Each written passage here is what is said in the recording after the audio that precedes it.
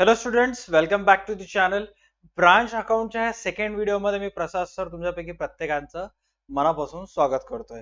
मागच्या व्हिडिओजमध्ये आपण branch account म्हणजे काय, क्लासिफिकेशन ऑफ ब्रांचेस, अशा अनेक गोष्टी मागच्या व्हिडिओमध्ये डिस्कस केला होता. या व्हिडिओमध्ये आपल्याला पूर्णपणे चर्चा करायची आहे एका न्यूमरिकल प्रॉब्लेमवर, जो की अनेक वेळा अनेक युनिव्हर्सिटीजमध्ये एक्झामला येऊन गेलेला आहे. जर तुमचे ब्रांच अकाउंटचे बेसिक्स स्ट्रॉंग असतील तर मी तुम्हाला रिक्वेस्ट करेन की तुम्ही डायरेक्ट हा व्हिडिओ बघा. राईट, जर तुमचे बेसिक स्ट्रॉंग नसतील so please please please must watch first video of branch account. All right, so without wasting any time फटाफट आपण आजचा जो सेशन आहे तो स्टार्ट करूयात. प्रॉब्लेम मध्ये काय सांगितलेलं आहे चेक करा. The Delhi general stores send goods to their various branches.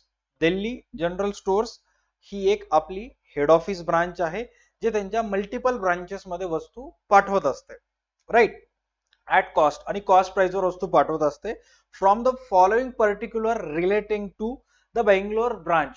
आता पुढे जे माहिती दिलेली आहे, पुढे जे इन्फॉर्मेशन तुम्हाला दिलेली आहे, हे सर्व इन्फॉर्मेशन दिल्ली जनरल स्टोर्सनं, जी त्यांची बेंगलोरमध्ये एक ब्रांच आहे, त्या बेंगलोरमध्ये ब्रांचला पाठवलेले सर्व वस्तू, त्याचे ऍसेट्स अँड लायबिलिटीज, जे पण त्यांच्यासोबत झालेला व्यवहार आहे ते इथं सांगण्यात आलेलं आहे. आणि याच्या थ्रू इथं काय प्रिपेअर करायला सांगितलेलं आहे की prepare necessary accounts in the books of head office. आता दिल्ली जनरल स्टोर्स काय करेल, क्युरोस असेल, क्युरोसिटी मनामध्ये त्यांच्या निर्माण झाली की त्यांना जाणून घ्यायचं आहे की एक्झॅक्ट बेंगलोर ब्रांचची काय प्रॉफिट आहे, काय लॉस तिथला आहे, एक्झॅक्ट फायनान्शियल पोझिशन काय, ते त्यांना जाणून घ्यायचं आहे. आणि त्यासाठी त्यांना आता ब्रांच अकाउंट तयार करायचं आहे. राईट, आणि ते ब्रांच अकाउंट तयार करण्यासाठी जे इन्फॉर्मेशन लागते ते तुम्हाला ऍट दिस मोमेंट स्क्रीनवर दिसत असेल. All right, side by side आपण चेक करूया. जेव्हा सुरुवातीला आपलं फायनान्शियल इयर स्टार्ट झालं होतं 1/4/2024 ला, त्यावेळेस बेंगलोर ब्रांच मध्ये काही अशा पद्धतीचे सर्वच्या सर्व ओपनिंग बॅलन्सेस होते. म्हणजे त्यांच्याजवळ स्टॉक होतं नियर अबाउट 8,000चा, डेटर्स त्यांच्याजवळ होते 4,000चे, पेटी कॅश 500 रुपीजचे होते, फर्निचर 6,000चे होते. आणि मी तुम्हाला ऑलरेडी मागच्या व्हिडिओज मध्ये ब्रांच अकाउंटचा फॉर्मॅट सांगितलेलं आहे. आणि जेवढेही ओपनिंग ऍसेट्स असतात ते एक म्हणजेच कोणत्या साईडला जातात, डीआर ला. राईट, त्याच्यानंतर बेंगलोर ब्रांच वर्षाच्या सुरुवातीला काही क्रेडिटर्स लायबिलिटीज त्यांचे होते, 3,000चे क्रेडिटर्स आणि 2,000चे त्यांच्याजवळ बिल्स पेबल्स होते. इथंपर्यंत क्लिअर झालं.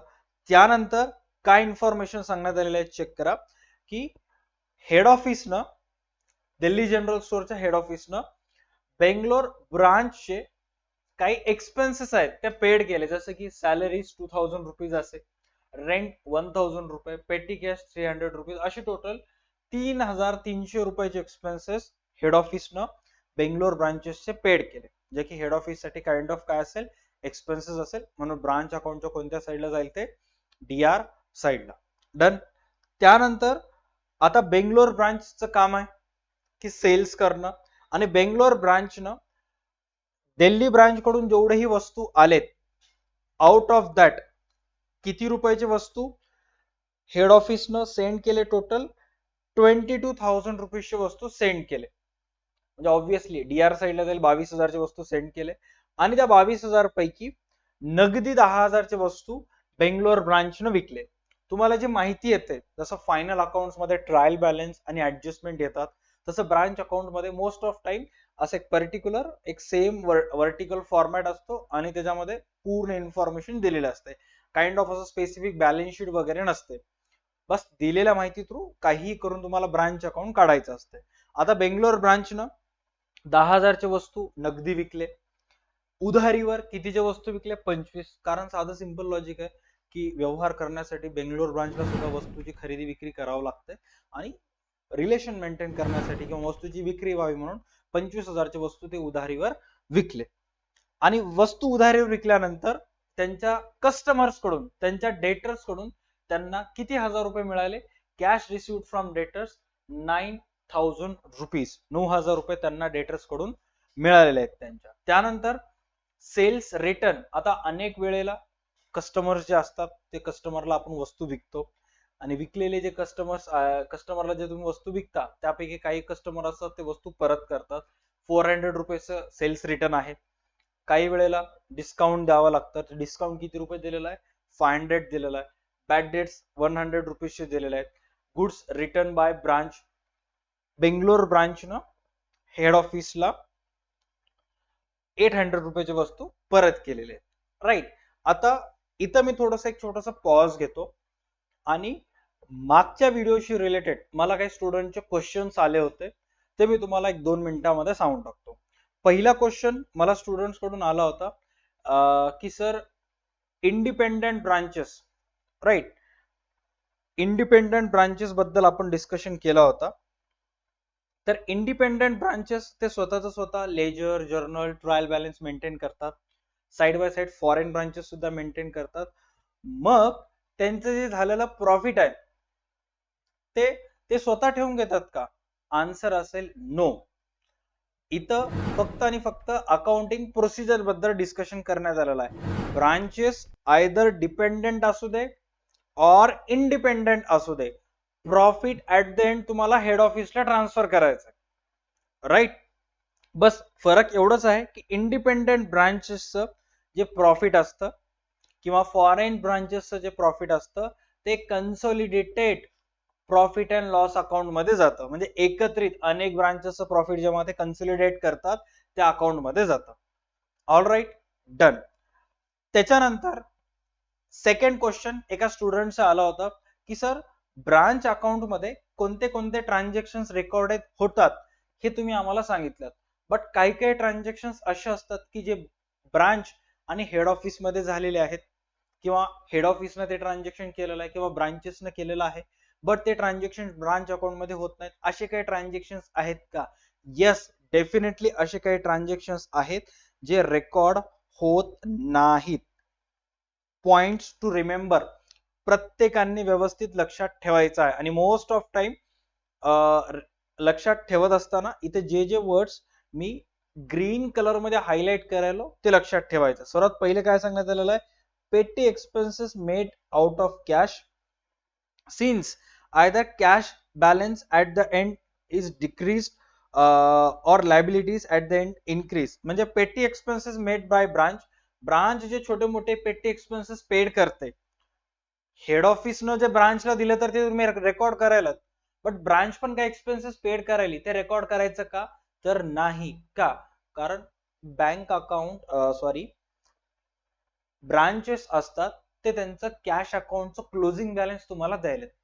जेव्हा कॅश अकाउंटचं क्लोजिंग बॅलन्स तुम्हाला माहित आहे मग रेकॉर्ड करायची गरज आहे का? नाही. कारण कॅश अकाउंटचं क्लोजिंग बॅलन्स म्हणजेच काय? त्यांच्याजवळ आलेले पैसे त्यातून जे पण काही त्यांनी एक्सपेन्सेस वगैरे केलेले आहेत, राहिलेली रिमेनिंग कॅशची शिल्लक अमाऊंट तुम्हाला माहित असते. त्यामुळं तुम्हाला पेटी एक्सपेन्सेस मेड बाय ब्रांच तुम्हाला रेकॉर्ड करायची गरज नाही. दुसरा, परचेस ऑफ गुड्स और फिक्स्ड ऍसेट्स बाय ब्रांच. जर एखादी एक ब्रांच काही गुड्स परचेस करत असेल किंवा एखादा एक नवीन फिक्स्ड ऍसेट्स अक्वायर करत असेल, रेकॉर्ड करायची गरज आहे का? काहीच गरज नाही. बिकॉज सुरुवातीचे ऍसेट्स किती आहेत, शेवटी किती आहेत हे जेव्हा तुम्हाला माहित असते, opening and closing balances between the year काय झाले काय नाही तुम्हाला काही घेणं देणं नाही. का? कारण तुम्हाला ओपनिंग आणि क्लोजिंग बॅलन्स दिलेला आहे. त्याच्यानंतर इथं काय सांगण्यात आलेलं आहे चेक करा. सेल ऑफ गुड्स और फिक्स्ड ऍसेट्स बाय ब्रांच. काय सांगण्यात आलेलं आहे? जर एखादी एक ब्रांच गुड्स किंवा फिक्स्ड ऍसेट्स सेल करत असेल, since the value of goods और fixed asset at the end is decrease और either amount of remittance is increase और the debtors at the end are decrease. ह्याचे ओपनिंग तिन्हीचंही reason एकच आहे की प्रत्येक गोष्टीचं ओपनिंग आणि क्लोजिंग तुम्हाला माहित असते. त्यामुळे एक्झॅक्ट काय झालं किती झालं ह्याच्या वाटेला तुम्हाला जायचं नाही. इथं थोडक्यात सांगण्याचा प्रयत्न केलेला आहे. त्यानंतर सर्वात इम्पॉर्टंट आणि महत्वाचा पॉइंट ते म्हणजे बॅड डेट्स. बॅड डेट्स म्हणजेच काय? जर एखादा कस्टमर बेंगलोर ब्रांचचे पैसे बुडवलं तर त्याला काय म्हणतात? बॅड डेट्स म्हणतात, राईट. बेंगलोर ब्रांचनं त्यांच्या कस्टमरला डिस्काउंट दिलं किंवा sales return by customer to branch Bangalore ब्रांचच्या एका कस्टमरनं वस्तू घेऊन गेला होता आणि वापस बेंगलोर ब्रांच मध्ये त्यानं परत केला. तर हेड ऑफिस जे अकाउंट तयार करायली बेंगलोर ब्रांचच्या नावानं त्याच्यामध्ये रेकॉर्ड केल्या जात नाही. राईट? का? कारण आपण सेपरेट एक डेटर्स अकाउंट तयार करायलो. त्या डेटर्स अकाउंट्स मध्ये bad debts, discount allowed to debtors, goods return by customer, सर्व गोष्टी त्याच्यामध्ये रेकॉर्ड होतात. ऑल राईट, काय सांगण्यात आलेलं आहे चेक करा. Cash received from branch, cash received by branch from branch debtors etc. since debtors at the end appear at the adjusted figure. कारण डेटर्स अकाउंट आपल्याला प्रिपेअर करतात त्याच्यामध्ये हे सर्व गोष्टी ऍडजस्ट केल्या जातात. कशा पद्धतीने ऍडजस्ट होतात? आय नो तुमच्यापैकी काही जणांना ऍडजस्ट हा शब्द क्लिअर झाला नाहीये. त्याच्यासाठी तुम्हाला काय करायचं आहे, आजच्या गणितामध्ये, आजच्या व्हिडिओमध्ये, अपकमिंग वेळेमध्ये 1-2 मिनिटांमध्ये मी जेव्हा हा डेटर्स अकाउंट सांगेल याच्याकडे व्यवस्थित लक्ष देऊन समजून घ्यायचंय. राईट? एक 5 ते 10 ओळीचं फॉर्मॅट ड्रॉ करून टाका. त्याच्यानंतर नेक्स्ट शेवटचा पॉइंट काय सांगण्यात आलेला आहे चेक करा. Depreciation, profit and loss on sale of assets अशा गोष्टी सुद्धा ब्रांच अकाउंट्स मध्ये होत नाहीत. का? कारण डेप्रिसिएशन जे आहे ते एका पर्टिक्युलर ऍसेट्स वर तुम्ही तयार करता आणि त्या ऍसेट्स मधून मायनस करून जी पण अमाऊंट त्या ऍसेटची तुम्ही ब्रांच अकाउंटच्या सीआर साइडला लिहिता. ब्रांच अकाउंटच्या सीआर साइडला इथे जे तुम्ही ऍसेटची अमाऊंट लिहिता हे डीईपी मायनस करून असते. एखादा एक ऍसेट सेल वगैरे झाला असेल, त्याच्यावर प्रॉफिट झाला असेल तर ते सुद्धा अमाऊंट इथं ऍडजस्ट होऊन येते. त्यामुळे हे सर्व गोष्टी डेप्रिसिएशन वगैरे या अकाउंट्स मध्ये रेकॉर्ड होत नाही. All right, done. चलो आता आपण या प्रॉब्लेम कडे येऊयात आणि या प्रॉब्लेम मध्ये काय काय झालेलं आहे काय काय नाही एका छोट्याशा फॉर्मॅट मध्ये क्विक रिव्हिजन करूयात. कारण आपण एकदमच प्रॉब्लेम झाल्यानंतर आपण एका दुसऱ्या टॉपिक कडे गेला होता वापस. हेड ऑफिसचं नाव काय? दिल्ली. दिल्ली ब्रांचनं किंवा दिल्ली हेड ऑफिसनं किती हजारचे वस्तू सेंड केले? 22. त्याचबरोबर नेक्स्ट इम्पॉर्टंट पॉइंट, हेड ऑफिसनं बेंगलोर ब्रांचचे पहिले 22,000चे वस्तू टाकले. राईट? त्यानंतर हेड ऑफिसनं बेंगलोर ब्रांचचे सॅलरीज, रेंट आणि पेटी कॅश असे किती एक्सपेन्सेस पेड केले? 3,300 रुपयाचे एक्सपेन्सेस पेड केले. इन रिटर्न, नीट चेक करा, इन रिटर्न 22,000 पैकी बेंगलोर ब्रांचनं 22,000 पैकी बेंगलोर ब्रांचनं किती रुपयाचे वस्तू परत केले? 800 रुपयाचे वस्तू परत केले. आता प्रत्येकाने नीट लक्ष देऊन ऐकायचंय. Goods return by branch is recorded in branch account. एखाद्या ब्रांचनं हेड ऑफिसला वस्तू परत केले तर रेकॉर्ड होतात.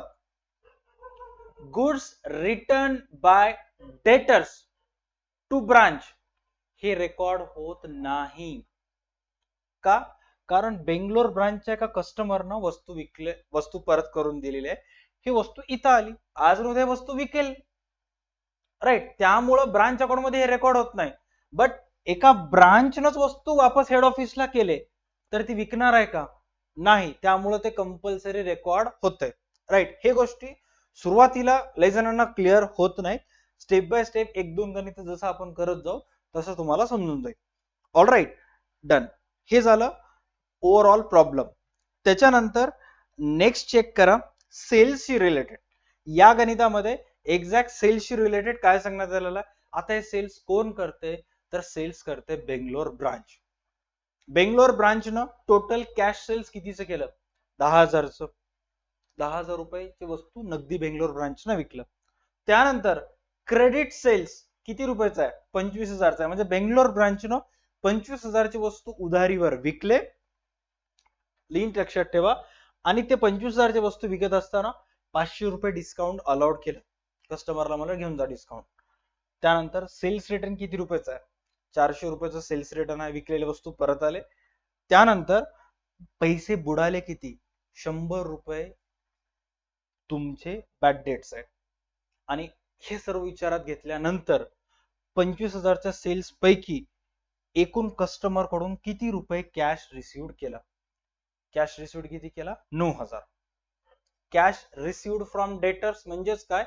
ज्यांना तुम्ही उधारीवर विकला त्यांच्याकडून 9,000 रुपये आले आणि ज्या कस्टमर्सला तुम्ही नगदी विकला त्यांच्याकडून 10,000 रुपये आले. अनेक स्टुडंट्सला कन्फ्युजिंग होणारा पार्ट 2, कॅश सेल्स, कस्टमर आले, पैसे दिले आणि वस्तू घेऊन गेले. क्रेडिट सेल्स, कस्टमर वस्तू घेऊन गेला, पैसे आणखी आणून दिला नाही, क्रेडिट सेल्स. त्यापैकी उधारीवर घेऊन गेलेल्या पैकी काही पैसे आणून दिला त्याला कॅश रिसिव्ड फ्रॉम डेटर्स म्हणतात, जे की किती हजार रुपये आहे? 9,000 रुपये आहे. आता सर्वात इम्पॉर्टंट जे की अनेक मुलांना प्रश्न पडते की डेटर्स अकाउंट कधी तयार करण्यात येते ब्रांच अकाउंट्स मध्ये. साधा सिंपल आहे, डेटर्स अकाउंट तेव्हा तयार करावे लागेल जेव्हा बॅलन्सेस उपलब्ध नसतील. सर बॅलन्सेस उपलब्ध नसणे म्हणजेच काय? क्वेश्चन मध्ये जेवढे स्टुडंट आहेत व्यवस्थित ऑब्झर्व करा की बेंगलोर ब्रांचचे सुरुवातीला, नीट लक्ष द्या, बेंगलोर ब्रांचचे सुरुवातीला जेव्हा ऍडव्हर्टाइज येते किंवा इन्फॉर्मेशन येते की आपल्या चॅनलवर कोणते कोणते टॉपिक्स ऍड केलेले आहेत ते व्यवस्थित तुम्ही वाचत जा. ते सर्व टॉपिकचे व्हिडिओ तुम्हाला आपल्या चॅनलवर मिळतील. All right, back on the track. Debtors she related आपल्याजवळ सुरुवातीला बघा आपल्या बेंगलोर ब्रांचचे 4,000 रुपयाचे डेटर्स आपल्याकडे होते वर्षाच्या सुरुवातीला. पण शेवटी किती होते दिलंच नाही. सर आम्हाला कसं कळेल की सुरुवातीला 4 चे होते शेवटी कितीचे होते? काय नाही, क्वेश्चन मध्ये चेक करायचं. क्वेश्चन मध्ये तुम्हाला सुरुवातीला डेटर्स किती दिलेले आहेत? तुमच्या बिझनेसचे डेटर्स सुरुवातीचे किती हजारचे होते? 4,000 रुपीजचे होते. Right, opening debtors. आता बघा क्लोजिंग डेटर्स. इथं स्टॉक दिलेला आहे, पिटी कॅश दिलेला आहे, क्रेडिटर्स बिल्स पेबल दिलेला आहे, डेटर्स बद्दल इन्फॉर्मेशन दिलं नाही. Then we have to find out debtors. हा फर्स्ट गणित आहे त्यामुळे मी एकदम स्लो अर्धा ते 1 तास व्यवस्थित टाइम घेणार. ओके, बट एक्झाम मध्ये एवढं टाइम तुम्हाला नसणार आहे. एक्झाम मध्ये फटाफट तुम्हाला करावं लागणार आहे. राईट, डेटर्सचे अमाऊंट दिले नाही, वर्किंग नोट वर यायचं किंवा डायरेक्ट उत्तरामध्ये तयार करायचं डेटर्स अकाउंट, फटाफट इन्फॉर्मेशन लिहून टाकायचं. आता डेटर्स अकाउंट कशा पद्धतीने तयार करायचं चेक करा. सर्वात पहिला एक बेसिक रूल आहे की as per modern approach assets आणि एक्सपेन्सेसला डीआर बॅलन्स असते. म्हणजे जे जे ऍसेट असतात त्यांचं ओपनिंग बॅलन्स कोणत्या साईडला येते? डीआर ला. आणि जे लॅबिलिटीज असतात त्यांचं ओपनिंग बॅलन्सेस कोणत्या साईडला येते? लॅबिलिटीजचं ओपनिंग बॅलन्सेस येते सीआर साईडला. अंडरस्टूड? आता सर्वात पहिली इथे या डीआर साईडला इथे लिहून टाका टू डेटर्स टू बॅलन्स बीडी. आपल्याजवळ ओव्हरऑल सुरुवातीला डेटर्स होते 4,000. Done, clear? राईट. त्यानंतर as per information given in problem तुम्ही तुमच्या डेटर्सला किती रुपयाचं डिस्काउंट दिला? 500 रुपयाचं डिस्काउंट दिला. जर्नल एंट्री काय? Whenever you give discount allowed, discount account DR to, ज्याला डिस्काउंट दिला त्याचं नाव सीआर ला. म्हणजेच काय? Discount account DR to debtors account CR. आणि डिस्काउंट दिल्यामुळं डेटर्सची किंमत कमी व्हायली, कारण त्यानं तुम्हाला किती रुपये देणं बाकी आहे? 4,000. ऑफ किती दिला? 500. तर आता 500 रुपये कमी झाले. Decrease in the value of asset. लिहा by discount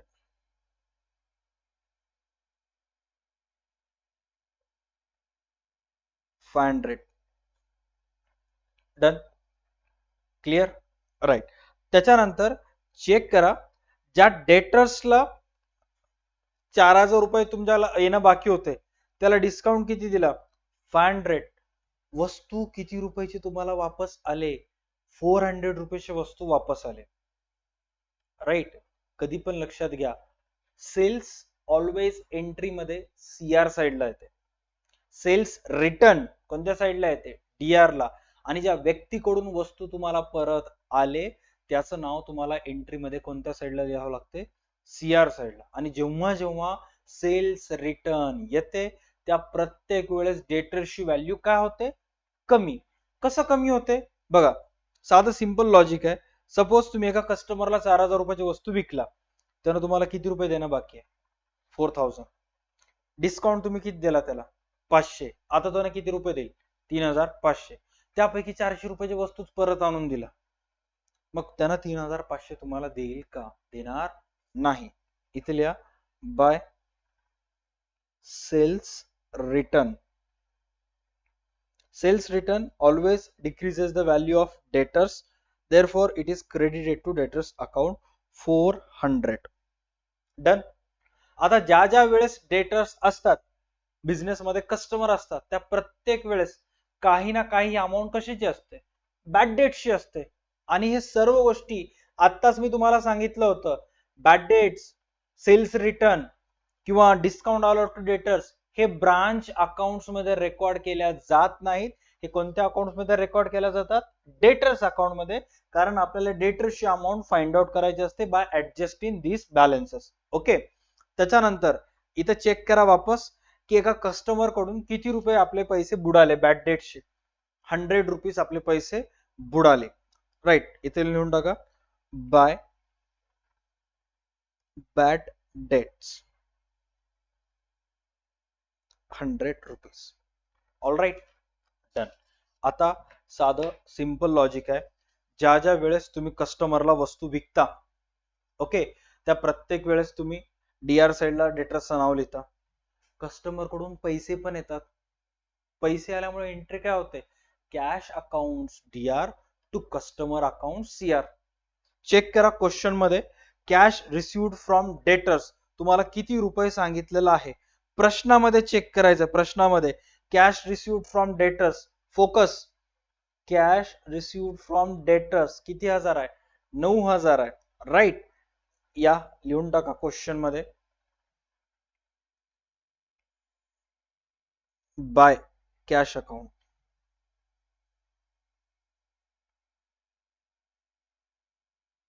9000. All right, done. इथपर्यंत झालं. बट मेन थिंग जे तुमच्यापैकी मॅक्सिमम जण विसरलात, तुम्ही टोटल डेटर्सला किती रुपये विकला, 4. म्हणजे वर्षाच्या सुरुवातीला तुमच्या कस्टमर्स कडून किती रुपये येणं बाकी होते, 4. आता तुमच्या सर्वांना मी एक क्वेश्चन दाखवतो आणि मला सांगा, ड्युरिंग द इयर मध्ये तुम्ही किती रुपयाची वस्तू तुमच्या डेटर्सला विकला उधारीवर. कारण नगदी जर पैसे आले तर त्याला कस्टमर म्हणत नाहीत, कारण त्यांना कॅश ट्रान्झॅक्शन म्हणतात. डेटर्स कशाला म्हणतात, की तुम्ही त्यांना वस्तू विकला उधारीवर आणि त्यांच्याकडून पैसे येणं बाकी आहेत. चेक करा तुमच्या डेटर्स कडून एकूण किती रुपयाची वस्तू त्यांना विकला, 25000. तुमच्या बिझनेसचे जेवढे डेटर्स आहेत त्यांच्याकडून 25000 रुपये इन फॉर्म ऑफ कॅश तुम्हाला येणं बाकी आहेत. तर इथे तुम्हाला लिहायचं आहे टू क्रेडिट सेल्स. आता मॅक्सिमम जणांना डेटर्स अकाउंट क्लिअर होईल. ऑल राईट सर, एक एक बॅलन्सेस समजून सांगा की कोणते कोणते बॅलन्सेस काय काय आहेत काय नाही. स्क्रीनवर चेक करा. सुरुवातीला तुमचे डेटर्स किती रुपये देणं बाकी होते, 4. ड्युरिंग द इयर मध्ये किती रुपयाची वस्तू विकला तुम्ही, 25. टोटल डेटर्स कडून किती येणं बाकी आहेत, 29. त्यापैकी 500 रुपये तुम्ही काय दिला, डिस्काउंट. 400 रुपयाची वस्तू तुम्हाला परत आले. 100 रुपीजचे पैसे बुडाले बॅड डेट्स आणि 9000 रुपये त्यांच्याकडून आले. आताच सांगा किती रुपये तुमच्या बिझनेसच्या डेटर्स कडून तुम्हाला येणं बाकी आहेत. आन्सर असेल 19000 रुपये.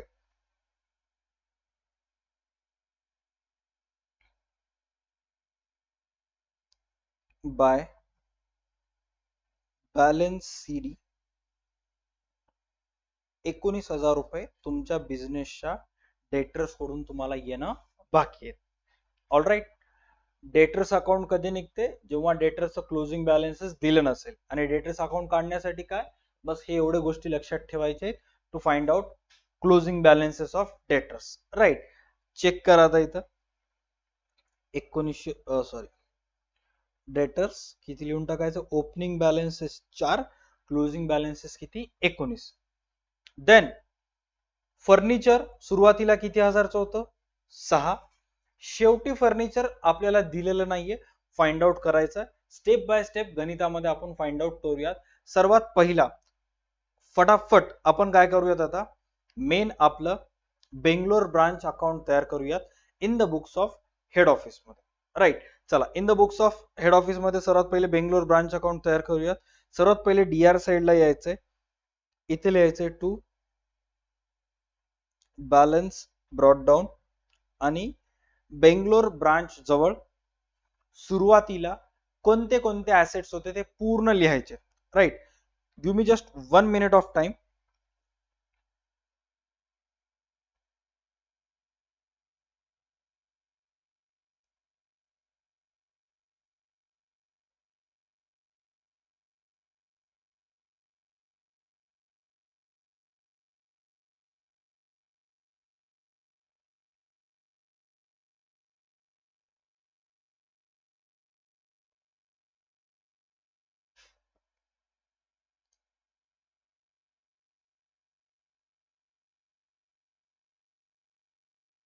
डन. ओके, चलो इथे सर्वात पहिले लिहून टाका कोणते कोणते बॅलन्सेस आहेत. स्टॉक, डेटर्स, पेटी कॅश आणि फर्निचर. हे तुमच्याजवळ वर्षाच्या सुरुवातीला आहेत. इथे लिहून टाक तुम्ही स्टॉक, डेटर्स, पेटी cash, furniture. Stock 8000 rupees, debtors आत्ताच बघला 4000, पेटी कॅश 500 अँड फर्निचर किती हजार रुपयाचं आहे टोटल 6. असे टोटल आपल्याजवळ 18500 रुपयाचे ओपनिंग ऍसेट्स आहेत आपल्याजवळ. म्हणजेच कोणत्या ब्रांच मध्ये, बेंगलोर ब्रांच मध्ये. हिसाब किताब कोण करायला, दिल्ली हेड ऑफिस. ओके, त्यानंतर नेक्स्ट फाइंड आउट करूयात बाय बॅलन्स बीडी.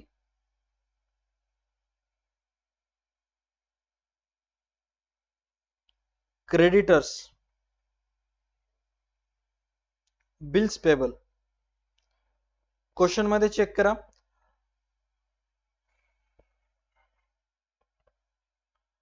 क्रेडिटर्स आणि बिल्स पेबल सुरुवातीला किती आहेत, 3 आणि 2 चे आहेत. सरळ सरळ लिहून टाका. 3000 चे क्रेडिटर्स आहेत आणि 2000 चे बिल्स पेबल आहेत. All right, done. त्याच्यानंतर नेक्स्ट चेक करा क्वेश्चन मध्ये. सर्वात पहिले बॅलन्सेस नंतर दिल्ली हेड ऑफिस न बेंगलोर ब्रांचला किती हजार रुपयाचे वस्तू पाठवले, किती रुपयाचे गुड्स सेंड केले. गुड्स सेंड टू ब्रांच किंवा गुड्स रिसिव्ड फ्रॉम किंवा रिसिव्ड बाय हेड ऑफिस किती हजारचे दिलेले आहेत, नियर अबाउट 22,000चे. आता 22,000ची वस्तू हेड ऑफिस कडून बेंगलोर ब्रांचला गेले तर हेड ऑफिस साठी काइंड ऑफ एक्सपेन्सेस असल्यासारखा. कोणत्या साईडला येईल, नॉमिनल अकाउंट डीआर साईडला येईल. इथे लिहा to goods sent to branch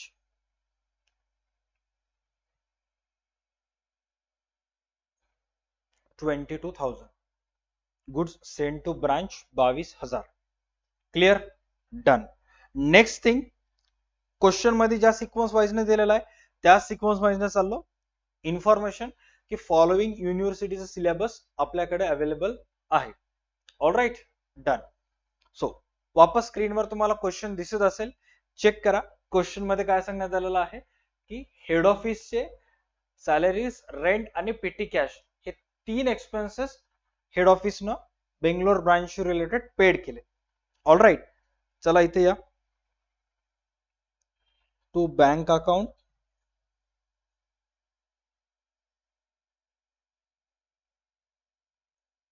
expenses किंवा सरळ सरळ इथे बँक अकाउंट लिहून एक्सपेन्सेसचे नाव, जसे की कोणता आहे सर्वात पहिला, सॅलरीज, रेंट आणि पीटी एक्सपेन्सेस. 2000, 1300. आन्सर येईल 3300 एवढे एक्सपेन्सेस पेड केले. Done, great. चलो नेक्स्ट वापस सिक्वेन्स वाइज. सर्वात इम्पॉर्टंट, अनेक स्टुडंट्स जिथं चुकतात जिथं मॅक्सिमम पाणी मुरल्या जातं ते म्हणजे कॅश सेल्स आणि क्रेडिट सेल्स. आता तुम्हाला सांगितलेल्या इन्फॉर्मेशन नुसार नीट लक्षात घ्या की कॅश सेल्स म्हणजे काय, की बेंगलोर ब्रांच मध्ये कस्टमर आले, वस्तूची खरेदी केली आणि नगदी पैसे बेंगलोर ब्रांचला दिले, त्याला कॅश सेल्स म्हणतात. आणि ते पूर्णच्या पूर्ण पैसे बेंगलोर ब्रांच हेड ऑफिसला पाठवते, राईट. आणि त्याची नोंद income and gains CR side या साइडला होते. आता आपल्याकडे हेड ऑफिसला पैसे यायलेत, हेड ऑफिसला पैसे आलेत म्हणजे बँक अकाउंट डीआर साइडला.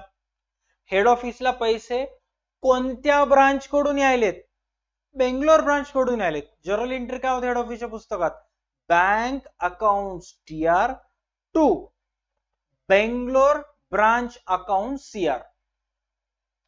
हेड ऑफिसच्या जवळ पैसे आले बेंगलोर ब्रांच कडून, राईट. थोडस फ्लॅशबॅक.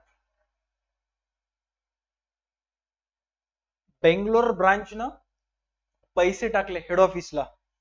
आपल्याला विचार हेड ऑफिसच्या पॉइंट ऑफ व्ह्यू न करायचा.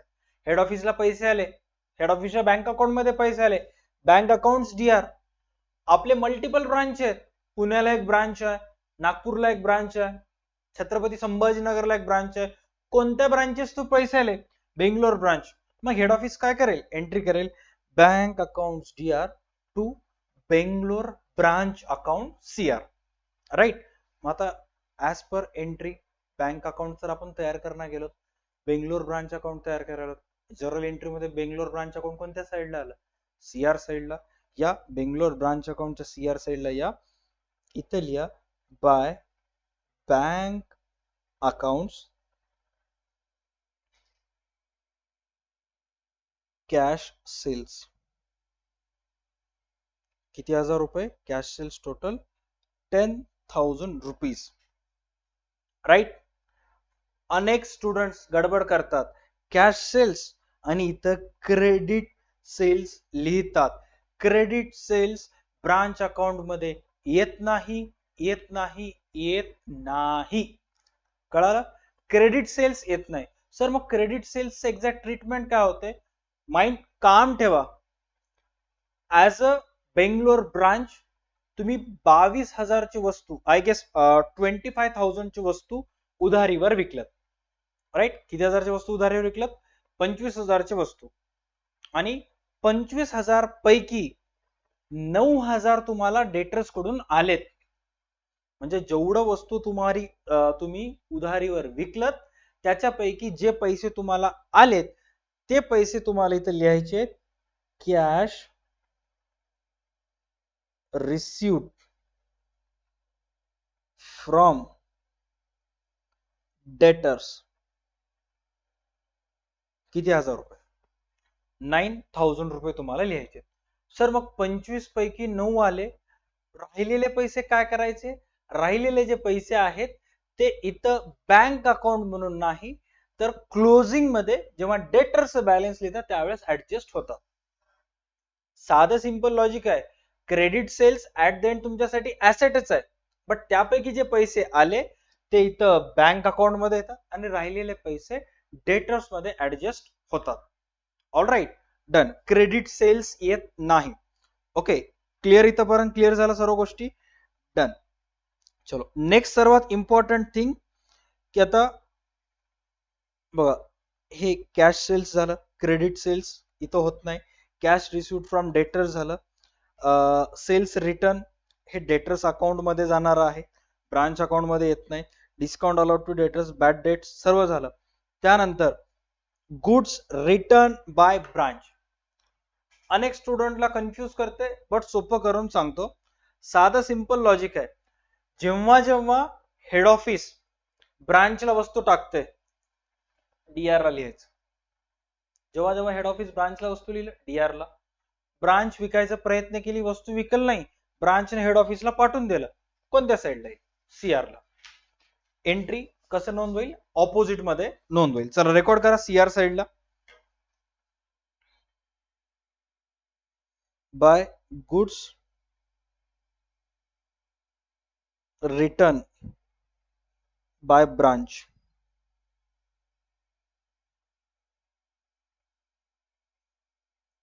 Bye goods return by branch 800. All right, इथंपर्यंत क्लिअर झालं. डन. आता हे सर्व झाले बेसिक बेसिक. आता सर्वात सोपं, तुम्हाला सुरुवातीला वर्षाच्या सुरुवातीचे ऍसेट दिले होते, जेही तुमच्याजवळ सुरुवातीचे बिगिनिंग ऑफ द इयरचे ऍसेट होते ते तुम्ही कुठे लिहिलं, डीआर ला. आता तुम्हाला शेवटचे ऍसेट देण्यात आलेले आहेत, जे तुम्हाला ऑपोजिट साइडला लिहायचंय, सीआर साइडला, जे की इथे लिहायचंय बाय बॅलन्स सीडी किंवा क्लोजिंग बॅलन्स लिहितो. Okay, by closing balance.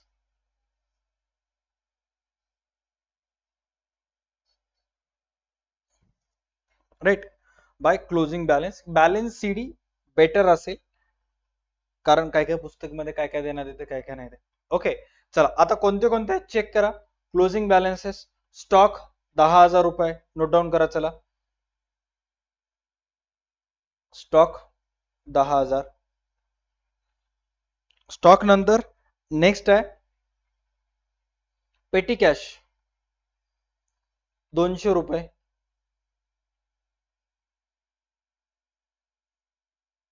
पेटी कॅश 200 रुपीज. डन. बघा आता इथं बघा, ओपनिंग मध्ये बघा कोणतं कोणतं झालं, स्टॉक झालं, पेटी कॅश झालं. सर डेटरचा क्लोजिंग बॅलन्स दिलं नाहीये, क्वेश्चन मध्ये चेक करा. सर इथं डेटरचं क्लोजिंग बॅलन्स दिलं नाही. दिलं नसेल तर काय झालं, आपण तरी कॅल्क्युलेट केला. आपण डेटर्स अकाउंट तयार केला होता. डेटर्स अकाउंट तयार केल्यानंतर किती रुपये आपली बॅलन्स सीडी आली, 19,000 रुपये आपली बॅलन्स सीडी आली. सरळ सरळ लिहून टाकायचं इथं, डेटर्स 19,000. डेटर्स किती लिहिलं, 19,000. डन. राहिलं काय, सर फर्निचर राहिले, कारण फर्निचर ओपनिंग बॅलन्स दिले बट क्लोजिंग बॅलन्सेस दिलं नाही. चेक करा फर्निचर बद्दल काय सांगण्यात आलेलं आहे. ओपनिंग बॅलन्स दिलेला आहे, क्लोजिंग बॅलन्स दिलं नाहीये. शेवटी तुम्हाला इथं सांगण्यात आलेलं आहे राईट ऑफ फर्निचर बाय 10%. छोटीशी ऍडजस्टमेंट सांगण्यात आलेलं आहे. फर्निचरवर 10% डीईपी कॅल्क्युलेट करा. फर्निचरची अमाऊंट किती हजार आहे, 6,000 आहे. 10% किती, 600. म्हणजे इनडायरेक्टली आपल्याजवळ जे फर्निचर आहे ते वर्षाच्या शेवटी किती हजार रुपयाचं असेल, 5,400 रुपयाचं फर्निचर असेल. इथे लिहून टाकूयात फर्निचर 5,400. डन. चला करा ट्रायल, कॅल्क्युलेट करा एक्झॅक्ट तुमच्याजवळ किती रुपयाचे क्लोजिंग ऍसेट्स व्हायलेत. नियर अबाउट 34,600 चे क्लोजिंग ऍसेट्स व्हायलेत. डन. राईट. त्याच्यानंतर राहिले काय आता, closing liabilities. Opening liabilities CR side, closing liabilities DR side. ओपनिंगला पण 3 आणि 2च होते, क्लोजिंगला पण तेवढंच आहेत. इथे लिहा बाय क्लोजिंग बॅलन्सेस.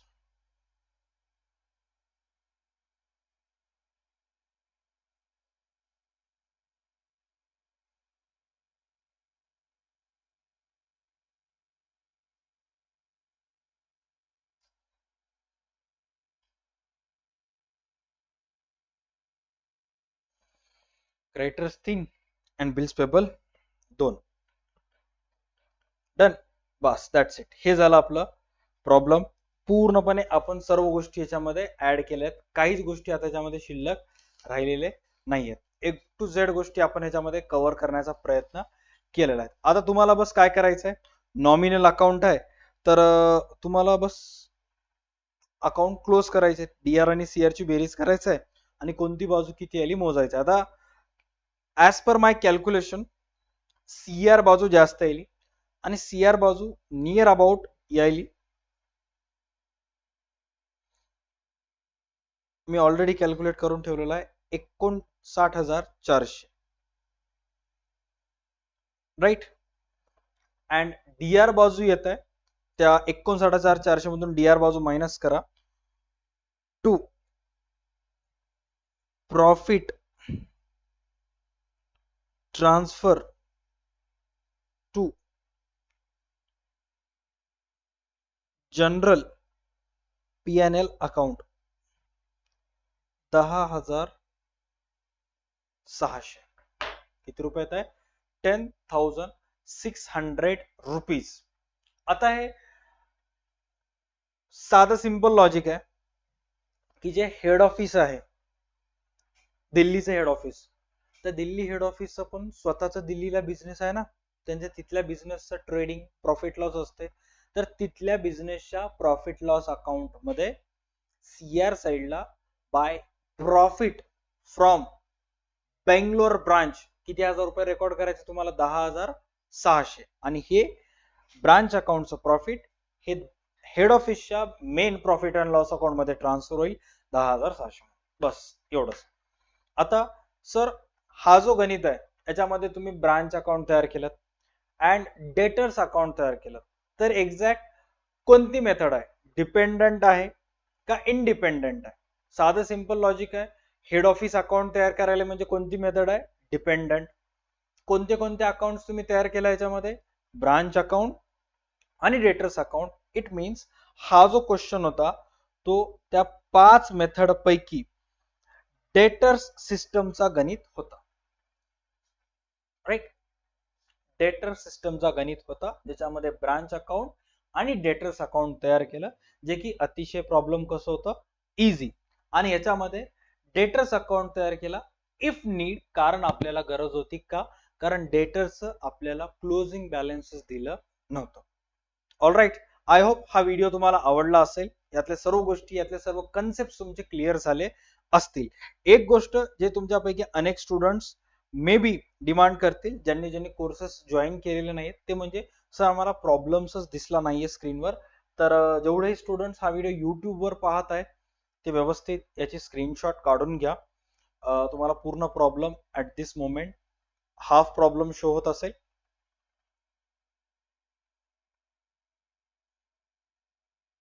त्याच्यानंतर रिमेनिंग हा हाफ प्रॉब्लेम आहे, स्क्रीनशॉट काढून तुम्ही क्रॉप करून ठेवून टाकायचं. All right, done. So thank you so much. Video पूर्णपणे बघितला असेल तर, व्हिडिओ आवडला असेल तर व्हिडिओला लाईक, चॅनलला नक्की सबस्क्राईब करा. इथून पुढे बीकॉम, बीबीए, बॅबशी रिलेटेड, सीएस, सीएमईशी related and advance corporate cost अकाउंटशी रिलेटेड खूप सारे व्हिडिओज आपल्या चॅनलवर येतील. ऑल राईट, आजच्या व्हिडिओसाठी एवढंच. भेटत पुढच्या व्हिडिओमध्ये, तोपर्यंत पाहत राहा तुमचा आवडतं युट्यूब चॅनल DA2 अकॅडमी. चला bye, take care. Don't forget to download DA2 academy app. Stay connected. भेटूयात पुढच्या सेशनमध्ये.